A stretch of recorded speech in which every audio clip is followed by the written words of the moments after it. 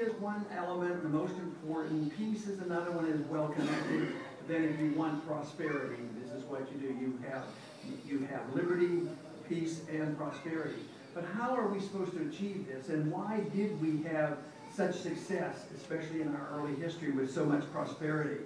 It's because we were held together with respect for the Constitution, respect for the rule of law. And today, I think that is lax.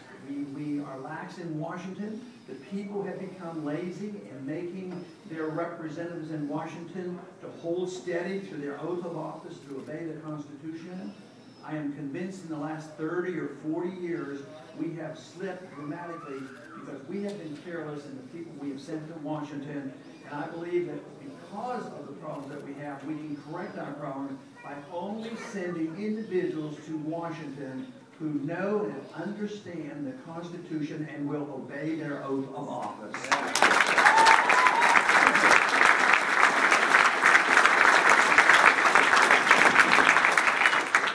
Today, it's the Congress, it's the courts, and the executive branch that essentially just ignores the office. Everybody knows, we've studied the Constitution in school, and we know the Constitution said that the legislative branch was supposed to write the laws. But we all know that that's been a long time ago. The executive branch is always writing the laws. They write the regulations. Regulations are laws.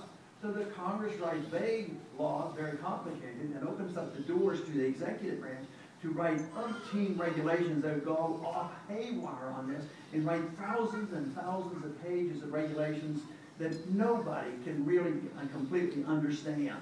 And we have the courts. The courts get involved. We have our arguments. We go to the courts. Instead of them just ruling whether it's constitutional or not, they get in the business of writing laws on their findings.